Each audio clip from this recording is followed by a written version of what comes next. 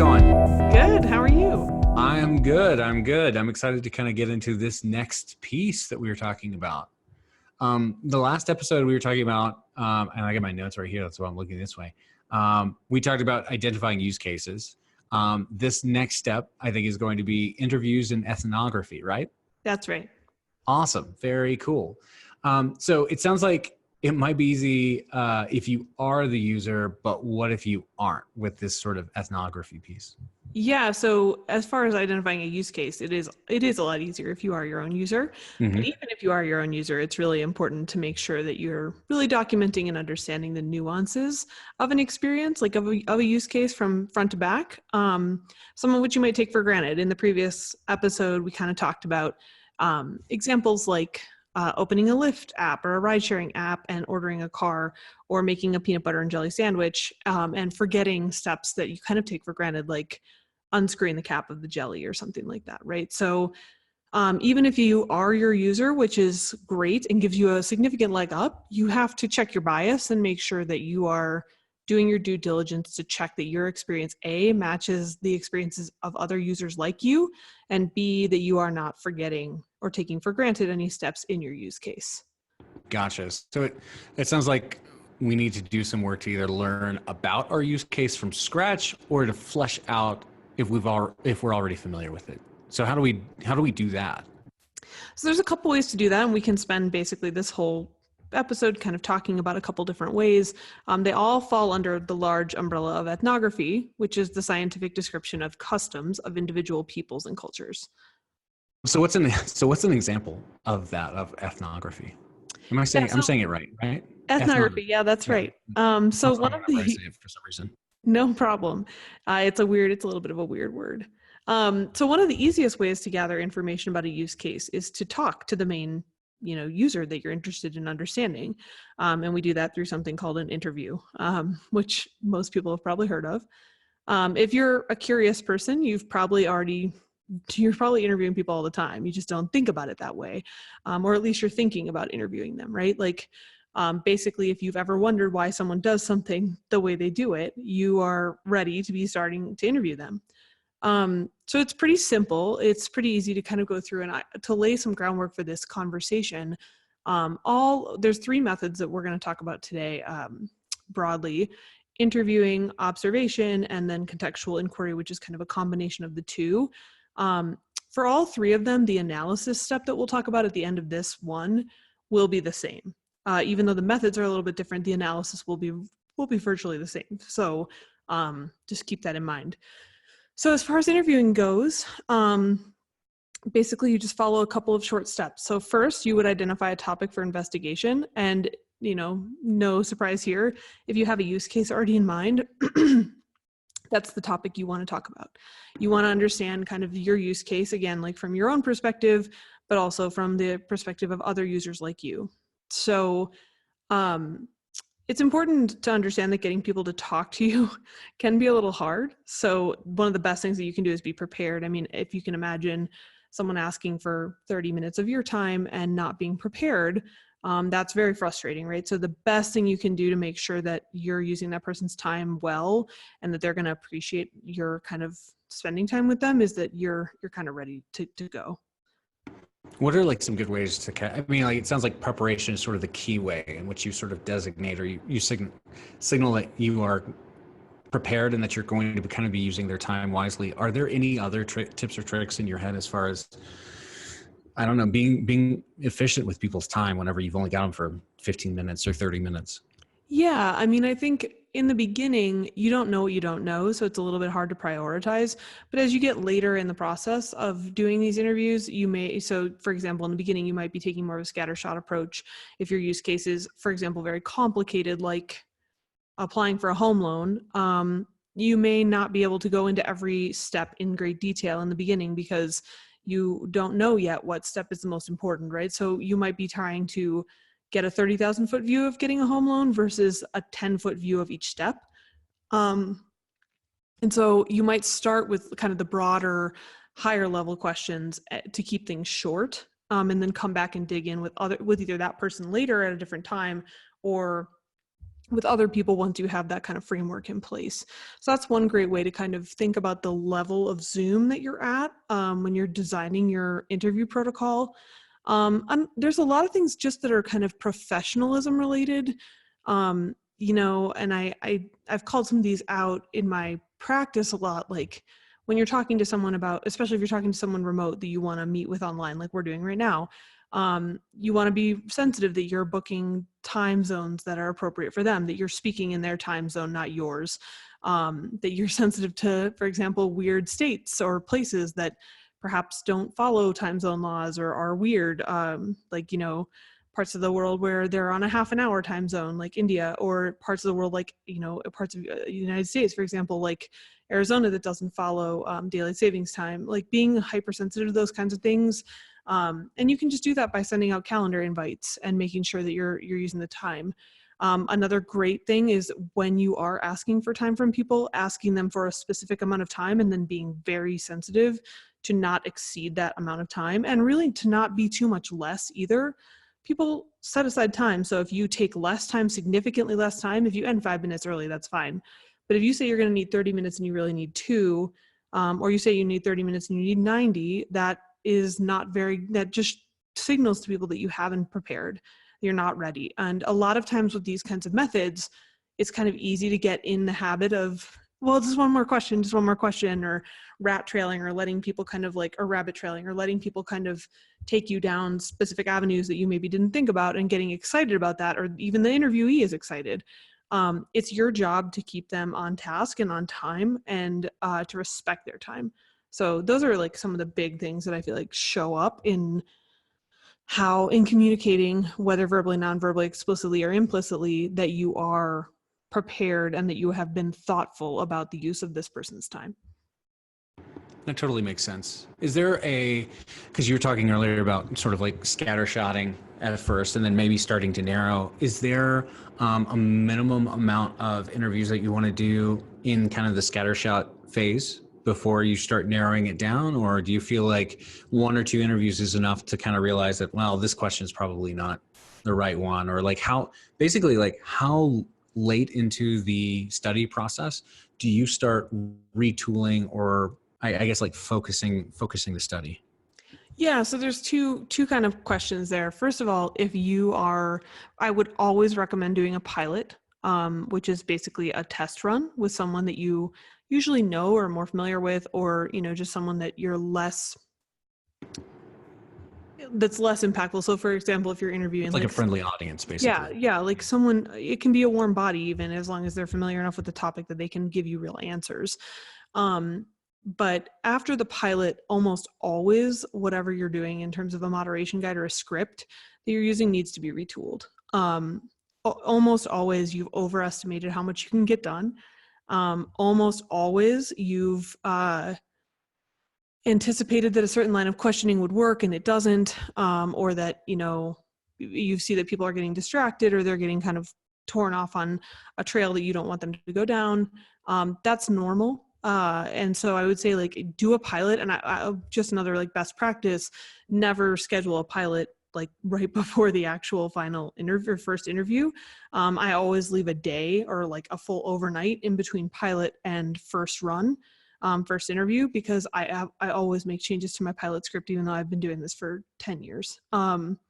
So that's like step number 1. And then as far as your question about like phases of interviews go, if you are using, for example, like going back to that home loan example, if you're using a single set of interviews to identify, for example, the large steps in, the big rocks, for example, of building, applying for a home loan, that would be considered a separate interview phase from like examining a specific part of the process, like for example, putting money in escrow or something like that, right? So I would say the same rule of thumb applies to both, which is that you need enough interviews to feel like you're hearing the same thing over and over again. The fewest that can usually be is 5. So we tell people generally to book 5 to 8, and I always book 6 to 8 because almost always one person doesn't show up, or something happens, or whatever, you have a miscommunication or something. And again, like that hasn't changed in the 10 years I've been practicing. That's just, it doesn't matter what the incentives are, how many times you confirm. Usually someone drops out. So if you schedule 6, you'll get 5. It might take longer, right? It might take 14 people to start to see a trend emerge. This usually has to do with how specific your user is that you're targeting. So if you're looking at home purchasers who are first-time home purchasers, for example, that might be different than looking at home purchasers in general, some of whom purchase homes all the time because they have rental properties. So that would, if you're interviewing both those same users, or sorry, both of those user groups in the same interview set, you might see differences and realize that you need to do 5 interviews with each user type, right? So then you would need 10 or 12 or something like that before you would be done, versus if you feel like basically what you're looking for is a feeling, and it'll be very obvious that you're hearing the same thing over and over again, and that you have a pretty good sense qualitatively of what the large steps are. And then you can retool your moderation guide or interview script to basically dig into any one of the specific pieces. That's all right. That totally makes sense to me. Is there because you kind of talked about it earlier, you want to make sure that these are people that kind of fit the profile, even within the friendly audience. It's kind of important for that person you're even testing it out with to kind of fit that profile of the type of person that you're needing to talk to. How are you, and I'm going to kind of like bring it back into sort of our original outline, was like, whenever you are putting together your moderator guide, how do you figure out who to talk to? Yeah, so if you, again, like if you have a use case that you're very familiar with, or that you've decided is the one that you're interested in, like we talked about in the last episode that we did together, you're going to want someone who has recently been through that experience. This is because we know fundamentally that the human memory is not that great. There's lots of evidence to state that this is true. And so if you're asking someone, for example, about a time they applied for a home loan in 1985, their ability to remember what that process was like, not to mention how much has changed since 85, right, in regulatory and banks and everything. But just their ability to remember exactly the process is very faded and probably overly marked by things that were great or terrible about the experience. So you're looking for someone who recently went through it. Now, again, if this is a little bit more generic use case, like purchasing a cup of coffee at a coffee shop, obviously you have a much broader audience and it's a lot easier to get the right person than it is if you're looking for someone who recently operated on a tumor in someone with cancer, right? So that kind of changes how easy it is to get access to someone. But if you have a specific use case in mind, you're looking for someone who did this as recently as humanly possible. So in the case, I've done a study in the past where it was, and I think I mentioned this on the last time, it was about filing an insurance claim for car accidents. We would be looking for someone who had a car accident in the last 30 to 60 days, if possible, and sooner, more recently, if possible. But obviously, as you can imagine, like getting on people's radars can be hard. So that's kind of where you're looking for. And then basically you would be reaching out to people in your network that fit the profile of your user. And if they don't fit the mold, which often is the case, because, depends on basically who you surround yourself with. Again, this really depends on if you are your user or not. If you are your user, it's very likely that you probably have other people in your network that are your user as well. If you're not, like I mentioned about the cancer example, I actually did have to recruit once for radiation oncologists or something like that. And I don't know any radiation oncologists. So then you're looking for people that fit that profile. And the best way to do that is through recruiting services or online to find 5 to 8 people that fit the mold of what your user and your use case look like. When you say online, do you mean like Craigslist or Bounties Network? What do you mean by online? Yeah, so there's lots of ways to do it. Craigslist is great. It's a little bit, it's usually cheaper. It's definitely a little bit more work, a little bit more elbow grease to get the right people to come through Craigslist. And again, I think it depends on the ask. If you're asking for someone who bought a cup of coffee in the last week. The coffee shop person. Yeah, that's a lot easier to find on Craigslist.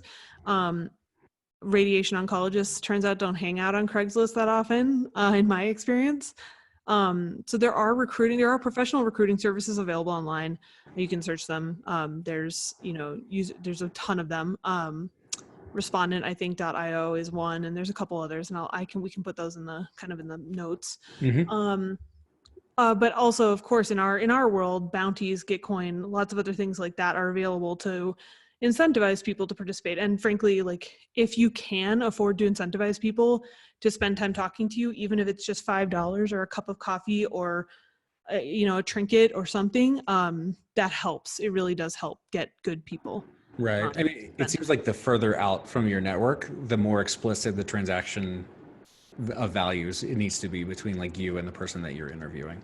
Yeah. And I mean, there is some element of, hey, I'm trying to build this thing to make your experience better. But remember that in the beginning, you're asking them just to tell you about something that's not working for them, right? So it's not them getting to talk about something they love to do or getting them to talk about something that they care deeply about. It's getting them to talk about something that's probably not going so great and is an aggravation for them. So even though there is this kind of implicit, like, well, I'm going to build something to solve your problem, which is great. Remember that the likelihood you're going to build it and it's going to solve their problem in like 10 minutes is not real. So it's very hard to value that. And the more that you can offer that, like you said, transactional value, especially for someone who doesn't know you, isn't willing to do you a favor, the better off you're going to be. That totally makes sense. And I would also point out, because I'm reminded of a lot of the work that we have done with teams, and there's also a certain amount of confidence. There's like trust that you need to build essentially early on, because there's also, depending on what the problem is, if it's an operational problem, if it's a mechanical failure, people are pretty willing, pretty open with like what's broken and what's wrong. If it is a problem with communicating with their boss, or if it is essentially like something that is relational in nature, it suddenly they're putting a lot of trust in you essentially, right? So yeah, I think that's actually a really good kind of segue into how are you going to document this kind of thing, right? Because especially if you're talking about something that's a little more gnarly, a little more kind of like emotional or triggering for people, or potentially expository. And that might be the case given some of the use cases that we talked about, right? Where there's a centralized authority that's perhaps behaving badly or something like that. You are going to want to record these sessions, right? Like that is something that we would highly recommend. If you can record them like we're doing now, you should, because the ability to take notes and run an interview at the same time is really hard. And, even now in my career, I don't always have a note taker with me, and I have, it's just me running the interview, pivoting through the moderation guide, trying to build a relationship with the person I'm interviewing, and taking notes. And it's a lot. So you do want to record, because again, like we just said, memories are not so great, and relying on your memory is not something you want when you're trying to build a business. So that said, to your point, Zach, like one of the things you want to establish very upfront, and I would do this even in the first ask, even in the first email, first time you go out to the web looking for participants, is, this is completely confidential. This video will not be shared. Whatever. You have to build that kind of consent with the person. And basically, like, there are tons of consent forms online. I would highly recommend finding one, downloading it, using it. Whether or not you get people to sign a consent form at the beginning, I would always recommend that you do. It can be a little bit heavy-handed if you're talking about people about buying coffee. And you can just ask them. So there's other ways to do it. Like you could start an interview like this and just say, hey, before we start recording, or even, I've started recording, can I have your consent to record the session? Then you have an audio file of them saying, yes, I consent to recording the session. And basically you can say, and I always say this when I ask someone if they'll give consent to record the session, that I'm doing it because I don't want to take notes. I want to be present. I want to be able to be with them in the session and be present. And usually people get that right away. So especially if things are a little bit expository like that, like the example you just gave about someone's boss, that's a really good thing to do.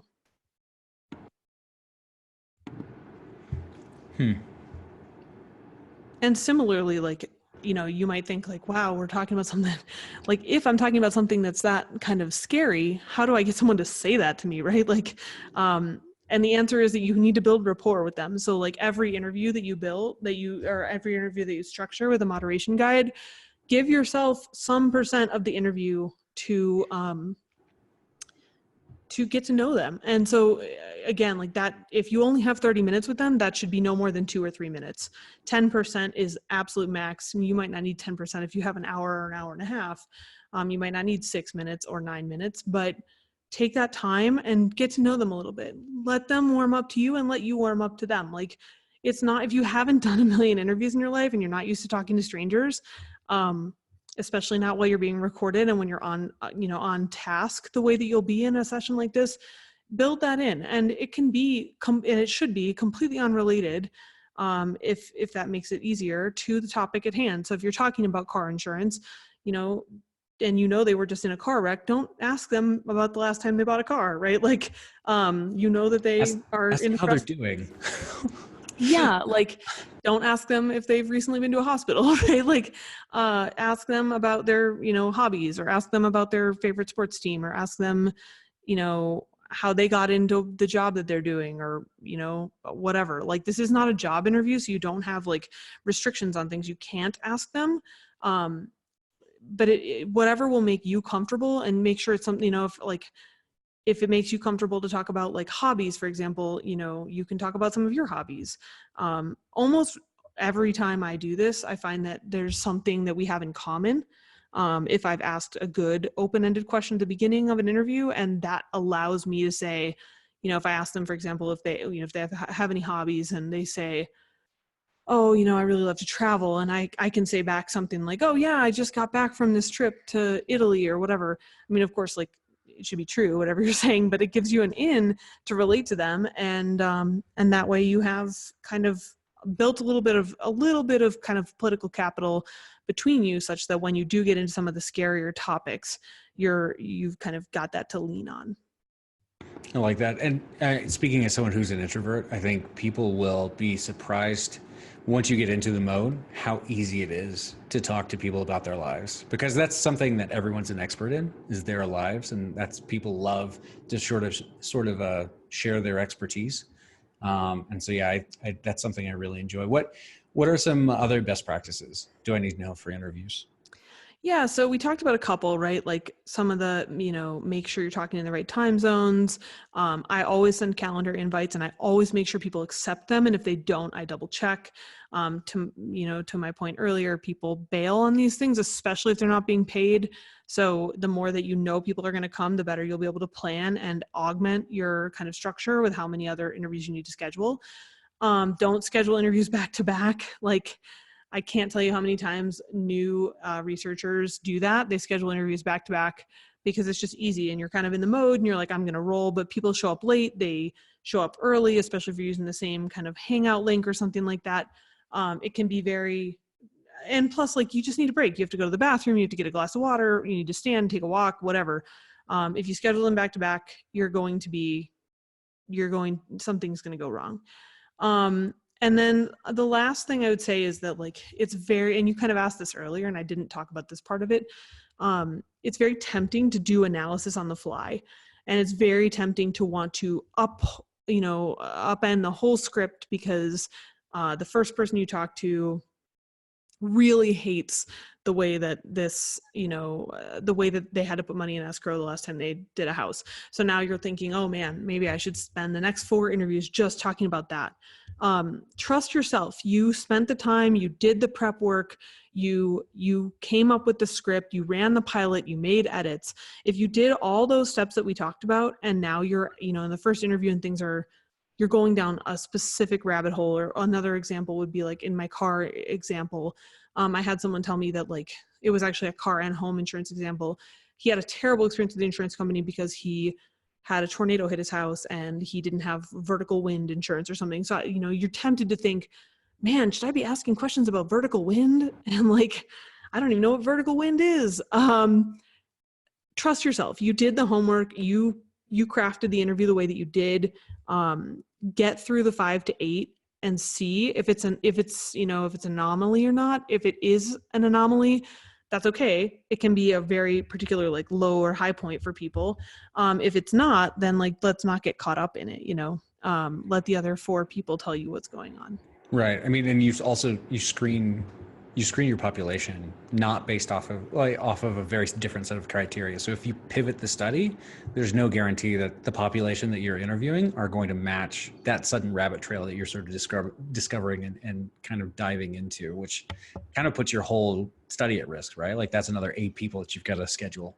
Exactly right. And it kind of goes hand in hand with another piece, which is basically like, you don't want to put words in their mouth, right? Like, so whether they're your words or a previous participant's words or anything, and again, like we're actually doing it pretty well here where we're kind of interacting with each other, but you're not forcing me to say something that I wasn't already going to say, right? Like, and that's, I think, very important to understand, is like how to continue through the interview and have that rapport and be able to relate to the person and say like, oh yeah, well, that makes sense because of blah, blah, blah, blah, without steering them or putting words in their mouth.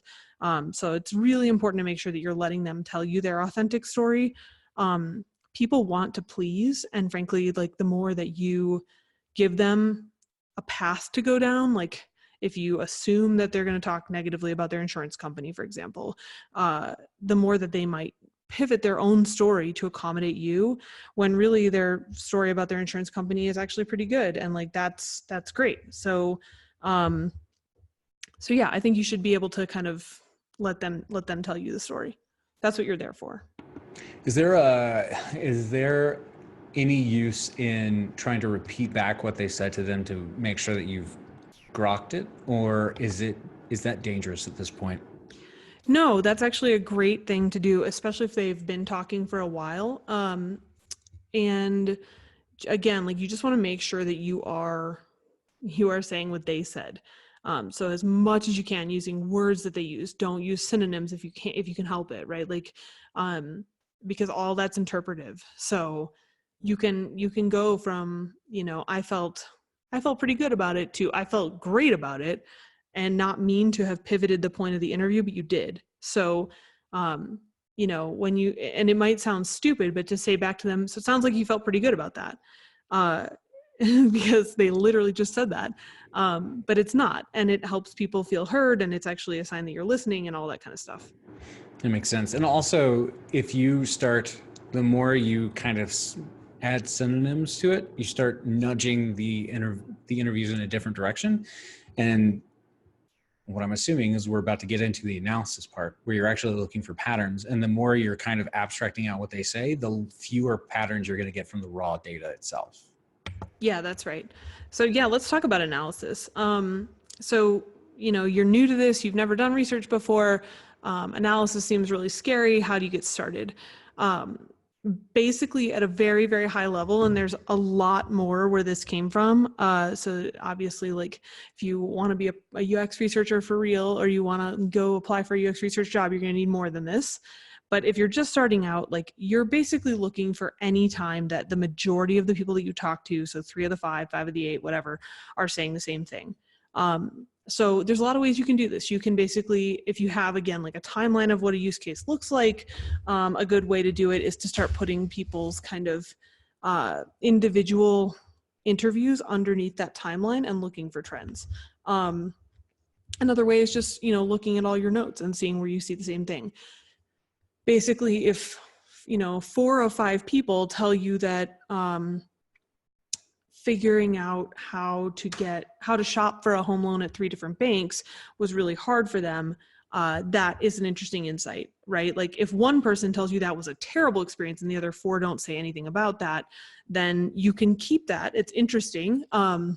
Because it would be like a pain point. So you're also looking for, in addition to kind of trends, you're looking for particularly bad pain points, like that vertical wind example I gave you earlier, or particular bright spots that are kind of standing out to you, even if they only happen to one person. Basically, this gives you a little bit of information around like particularly bad pitfalls that you might want to avoid, or where things are already working well that you could kind of perhaps leverage in your solution. Like if, for example, people really like it that their insurance company called them after they got in their car accident to check up on them a couple days later, like that's something that you can lean into in your solution. Even if your solution gets rid of the insurance company, you just want to make sure that you keep that part, right? So basically what you're going to do is start to document these specific experiences throughout the use case and look for trends. And in the next episode, we'll talk about how to kind of visualize those trends. And I really like that, especially the part that you said about the 4 people saying yes and 1 person saying no. And I want to make sure that we cover another way to analyze that or kind of cross-section it is based off of, for lack of a better word, like the demographics of the people that are being interviewed. Is that something that you collect in the screeners? Is that something that you try to get out of the way at the start of the interview? And how, like, what are the kind of the aspects of that audience or that population that you should be trying to capture and then consider sort of the data in those contexts? Yeah. So again, like I said earlier, you probably have a pretty specific idea of who you want to talk to. So you've probably narrowed your demographics down. I always collect demographics in the screener when I'm looking for people. So screener being like when you're looking for people to participate in the interview, I'm already collecting that information and then trying to make sure I have a diverse set of users to participate. Diverse being whatever I deem diverse for covering the range of the people I would want to talk to. You can always ask some of those questions up front, but frankly, if you only have 30 minutes to talk to a person, that can be a huge waste of time. And frankly, it can be a little bit uncomfortable. Usually people are pretty normal, it's pretty normal to fill those things out in a survey and it's already kind of recorded. And that way they also know that you've picked them to participate in the study. So it doesn't matter that they're this demographic or that demographic, you are interested in them anyway. So. Gotcha. Okay. And I think I'm going to do some searching and see if we can include a kind of an example screener in the show notes. So that should be around as well whenever we hit that up. Hopefully by the end of editing this. So Great. And I think, I'm sorry, I'm like going back because I want to make sure that we cover everything.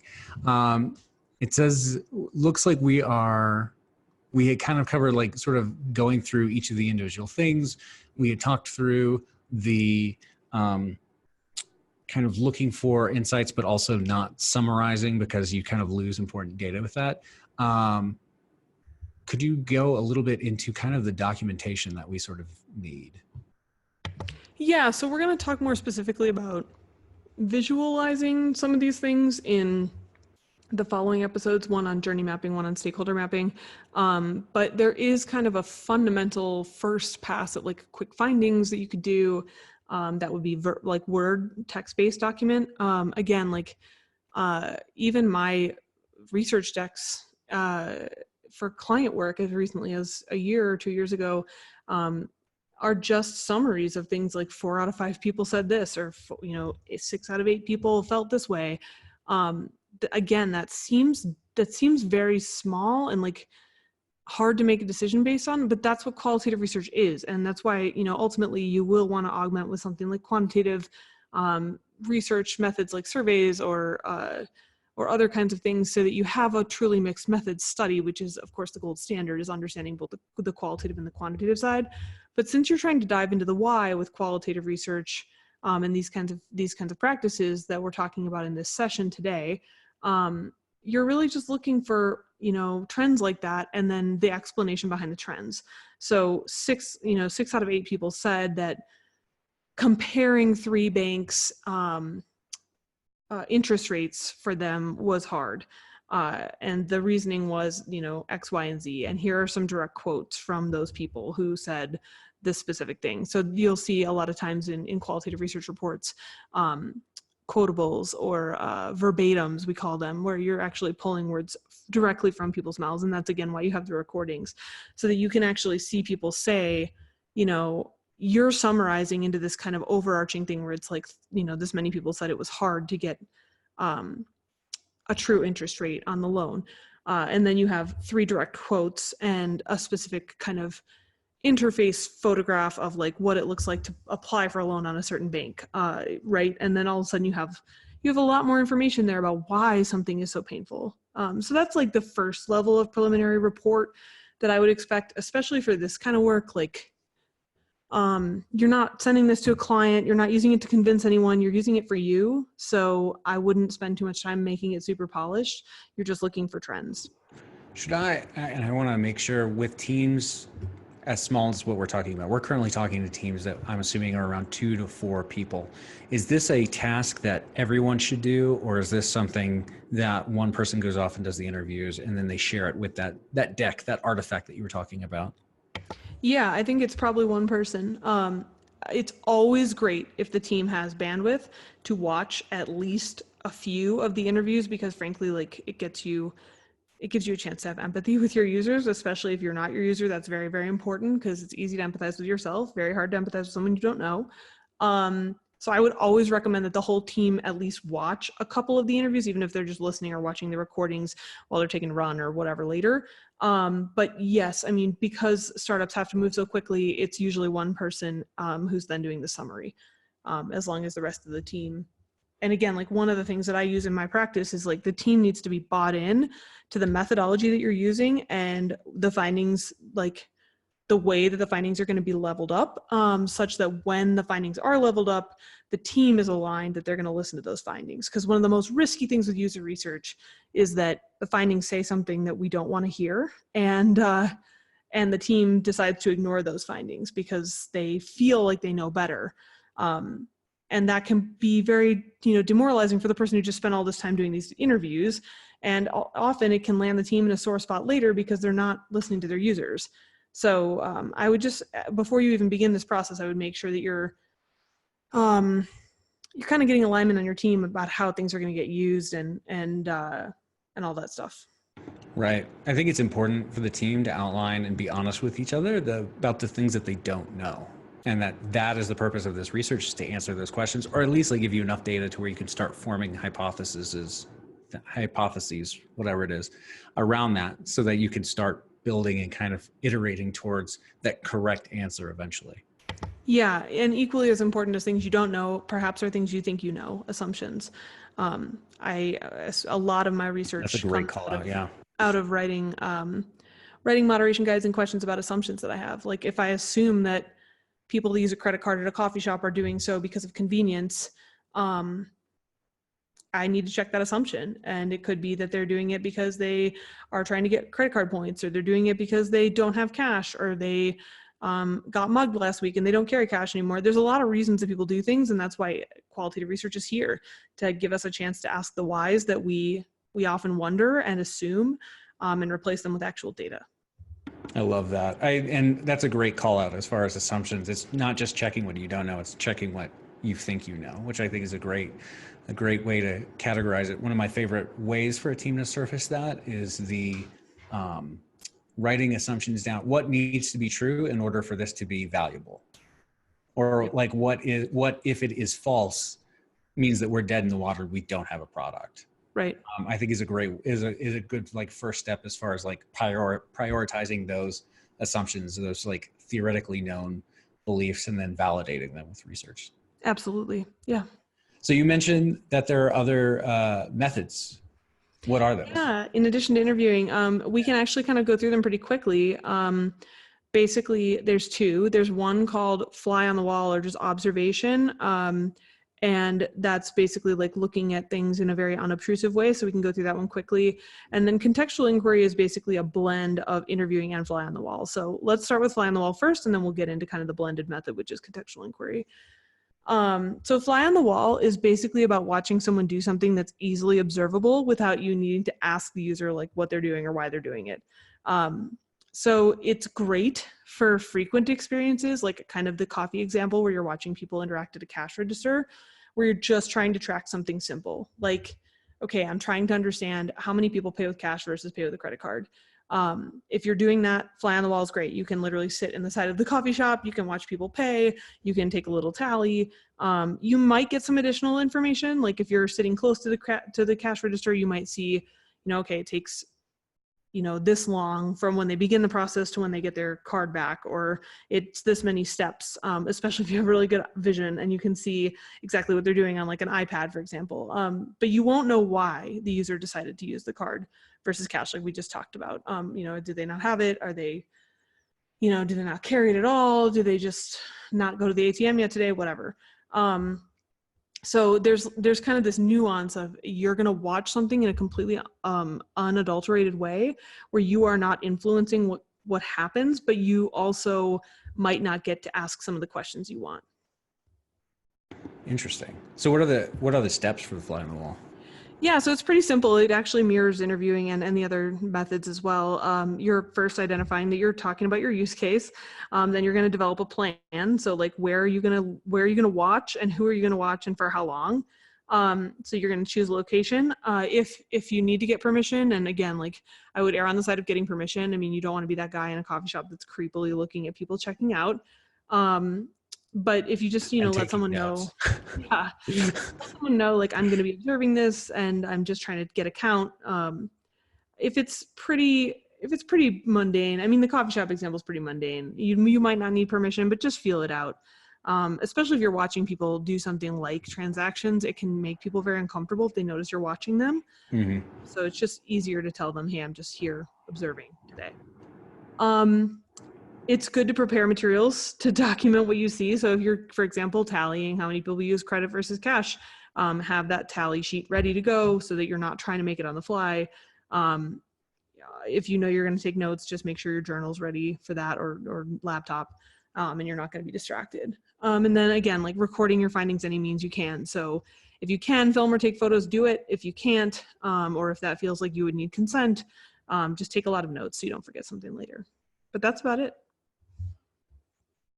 Nice. Okay. Well, that's pretty straightforward, and it sounds like it's open. Depending on your use case, it's actually pretty open, right? Like you can go find people anywhere. What are some best practices for it?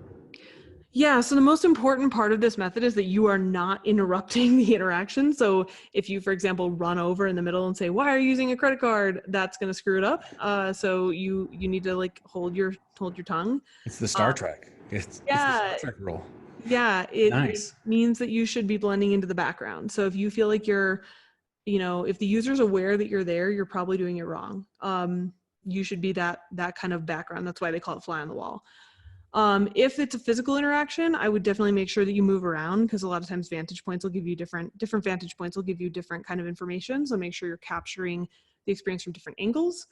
And then the last thing is that basically you may have to do more of these interviews. So if 5 to 8 interviews would suffice, you might need to do 10 to 20 of these observations, because you don't get to the why. But again, if you've done 5 to 8 and you're seeing the same patterns and how people are behaving, you're probably done. You're just looking for trends. Awesome. Okay. And then analysis, does that work the same as the interview style, or is it completely different? No, like I said, all 3 methods are going to be the same. You're basically looking for trends. Great. Okay. So that's 2 methods.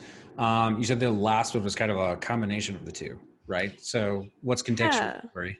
Yeah, so contextual inquiry is a blended method. It's one of my all-time favorite UX research methods, because it's the best of both worlds, right? You get to see someone completing a task, which is your use case, but you'll also be able to ask them about the why, in a way that doesn't kind of take you out, hopefully, of the experience itself. So in an interview, for example, you are asking the why, but you're kind of relying on this kind of past experience that they went through however long ago and their memory of it, right? In contextual inquiry, you're actually there with them, living the experience, the use case live. So you're able to ask them in the moment what's going on, which is great. So if you can do contextual inquiry, it is definitely the hardest of the 3 methods, because it's the one in which you have to pivot most on the fly. It's the hardest one to prepare for, but it is the most deeply rich of the 3 if you can actually be observing and asking at the same time. I guess, like, one of the things that I think about when I do contextual inquiry is, if you can have 2 people from the team out in the field, that is incredibly helpful, because you really do need someone that's full-time taking notes, so that the person who's running the session can be present. Interesting. So that's how you would think of the division of labors. You have the kind of the documenter, and then the person who's sort of leading the lines of questioning. Yes, that's right. Okay, cool. So what are the basic steps for this? So very similar to the previous 2 methods, you're identifying that you're going to be studying your use case and figure out who you're studying in terms of people. You're going to prepare questions and get your recording equipment ready. A big thing about this is that because you're going to be up and close and personal with people this time, you're going to be wanting to record as much as possible. You definitely want a full audio recording. If you can do video and photos, that's great. Remember that when you're standing in place, like, it can be hard to take digital notes. So make sure you're getting consent, make sure you've got the recordings ready to go in case your note taker is unable to take notes. A lot of times the note taker is also just helping to structure and make sure that you aren't missing anything. Because remember, as the lead moderator in a contextual inquiry, you are witnessing the actual task, you're interacting with the person, you're trying to decide when to ask follow-up questions, and you're navigating kind of the nuance of the relationship between you. So it's good to have that person kind of make sure that, like, if you missed something or if you didn't follow up on something, they're ready to kind of ask you about it. And then basically, if there's you're staying out of their way. So you're basically, like, similarly to fly on the wall, if you can physically stay out of their way, even though if you're right next to them, like if they're getting cash out of an ATM, for example, you're standing to the right, and, you know, of course you'll turn around when they enter their PIN number, but, like, you're mostly watching what they're doing, because that's what you're there to do. If there are specific parts where you feel like it's obvious that they are either wavering or they are lost or they're confused in the ATM example, for example, let's say they can't decide if they want to do fast cash or type in the number, you might ask them, you know, oh, it looks like you're pausing here. Can you tell me what's going on in your head? But you're not going to do that too much, because obviously if you do that too much, you would, in that case, the ATM would, like, time out and they'd have to start over, right? So, like, you're asking them very short, specific questions, following up on what they're doing and why, in situ, so that you're catching it. And you'll have to kind of get good at when those opportune moments are. That's kind of the contextual part of contextual inquiry. And then the last thing is just record everything. And that's why you have a second person there if you do. It strikes me how incredibly curious you need to remain with that, right? So many people, when you are talking about noticing someone pausing between option 1 and option 2, not making an assumption and being curious about what that person is thinking about. I think it's like one of the most, it's a superpower, basically, especially whenever you're building products for people. So I love that. I love kind of keeping that in mind. That's a great call out for that. Yeah. Often you'll find that the person hasn't thought about that in a while either. Right. And you're getting them to kind of inspect their own motivations, in some ways, it almost leads to self-discovery on the user's part sometimes. Yeah. And to which they find, like, oh, wow, this has actually been beneficial for me. I'd never thought about this before. That's really cool. Yeah, a perfect example in that vein is, like, the fast cash option at an ATM is $40, but you see someone pick the type in version when they type in $40, and you ask them, you know, oh, it's interesting that you chose that even though there was a fast cash option. Why did you choose that?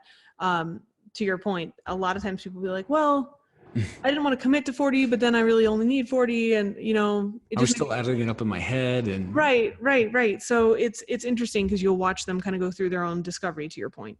That's great. Okay. So you're going through all that. You're staying curious. You are documenting everything. You are trying not to ask too many questions to kind of derail their train of thought, but you're staying curious. You mentioned bringing a second person along. Are there any other tips that we need to kind of keep in mind when we're doing this? Yeah, so like I said at the beginning, this method is obviously the richest of the three. You're going to learn a ton. So you'll be observing them in situ, and you're getting that deep understanding of the why behind what they're doing. This is information overload at its finest. It's a good problem to have, but you want to make sure you're recording everything, because there's no way that you'll be able to analyze in the moment, and you need to kind of, like, take everything with you, so that later you can go back and make sure you didn't miss anything. Analysis is basically the same as we talked about before. And another thing is that these are very in depth, and they always take longer than you think. So setting expectations with the user on this method is very important, because generally when you first start talking to the user, like, I'm going to watch you, complete this task on a website.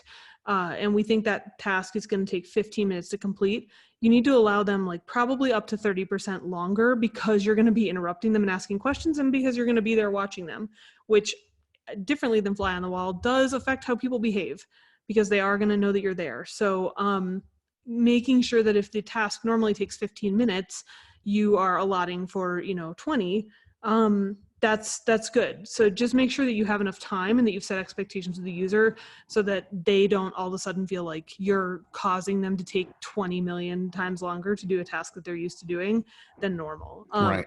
Or they don't get Method, embarrassed with it or anything like that.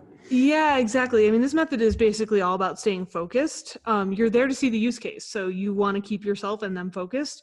But to your point, you are trying to remain open to learning something you didn't know or potentially you didn't even anticipate, even though you've perhaps seen this interaction a couple times before.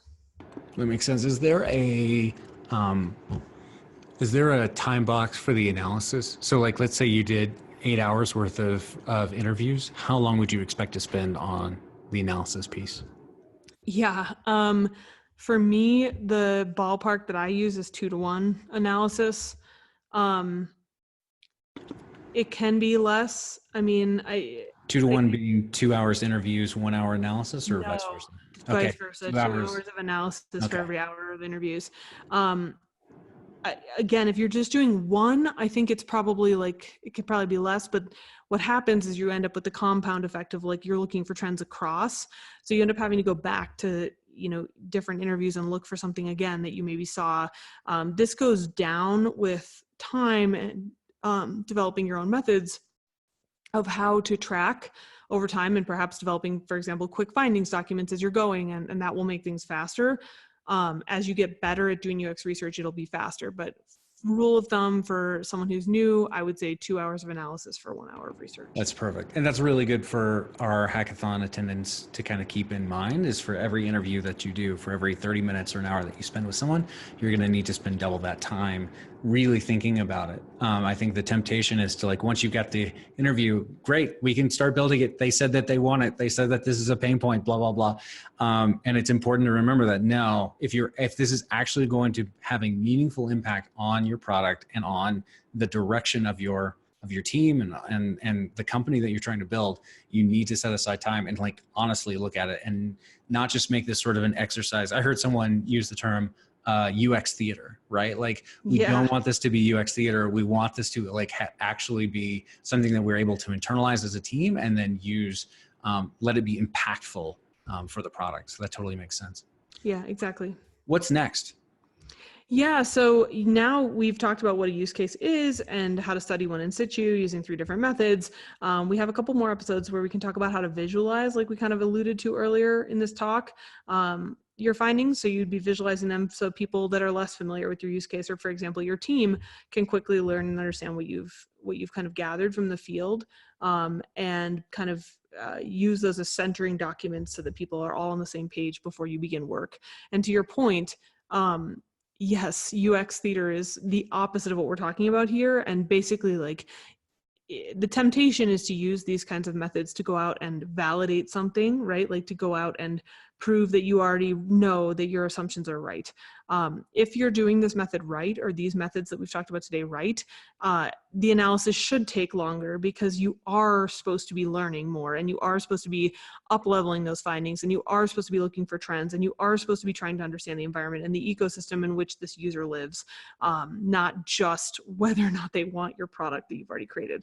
So try to stay vigilant about that and make sure that you really are trying to learn and you are trying to be curious, not trying to take a shortcut to knowing that you've built the right product for them. That totally makes sense. I want to go off script just for a second. And I want to talk to you a little bit about how do you reconcile the lean startup, bootstrap, highly iterative pace with the necessity to actually do real research and really think about this problem hard. Like, how do you reconcile that both from your perspective as someone who is both like an entrepreneur and a researcher, but then also how do you navigate that relationship with the rest of the team? Because so many times I've seen people look at UX, at research as the parking brake that's been left on with the rest of the team. And they're just like, who left the parking brake on? We really need to get going. How do you reconcile that? Yeah, it's tricky. So I think there's a lot of different people that would fall on different parts of the spectrum here. Your diehard UX researchers who grew up in the practice, probably have spent a lot of time thinking about the practice deeply, perhaps have advanced education or a doctorate in the practice. Their answer is go slow, right? Their answer is do the research up front. Having spent time in, to your point, the startup world myself, I realized that it's kind of, if you do that, then no one does any research and then it's worse. I think I have a debate with myself a lot about, is any research better than no research, or is any good research the enemy of fast research or whatever, right? My general attitude is that every time in a startup world, every time you're making a decision, you should be evaluating how certain you are that that's the right decision. And you kind of mentioned this earlier, and that if that decision is incorrect, or if your assumption is incorrect, how likely are you to lose everything, right? Like, if you're making an assumption and you're not going to check your work for 6 months and you're going to build the product, and if it doesn't launch or successfully, you will lose everything.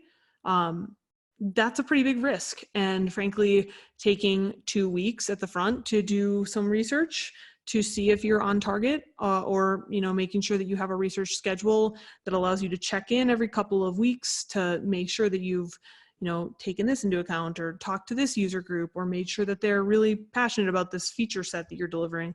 The combo of evaluative and generative research, evaluative being where you're trying to show something to someone and getting their feedback, versus generative, trying to understand their experience as it is without telling them about your product, I think cannot be overstated. It's super valuable. And especially if you're gambling the whole future of your company on it. And I think you have to communicate that to the team. Just like anything else, you can spend way too much time and way too much money on research. And that's where, as you do it more, you'll start to get good at understanding, okay, well, we could do 8 interviews, but we got what we needed in 5 and we can stop. And I think that's kind of the attitude that needs to evolve with the person who's running the research, but more broadly, the team over time inside a startup.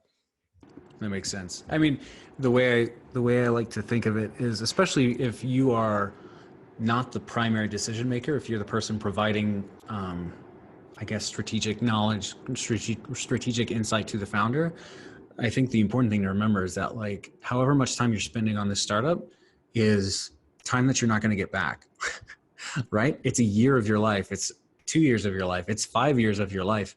Do you honestly want to bet 5 years of your life, of which no amount of money will ever get you back, on a hunch, and then later look back and realize this was not, I was wrong?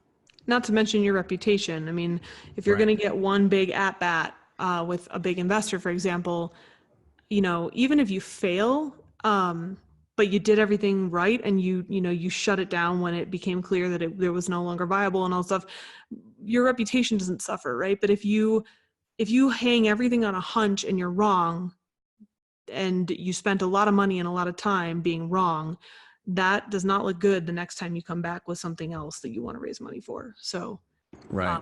There's a longevity piece and a reputation piece to it too. I love that. Well, Katie, I think that does it for our research piece. Thank you so much. I'm going to go ahead and get this edited and get this up, and we will continue with our series.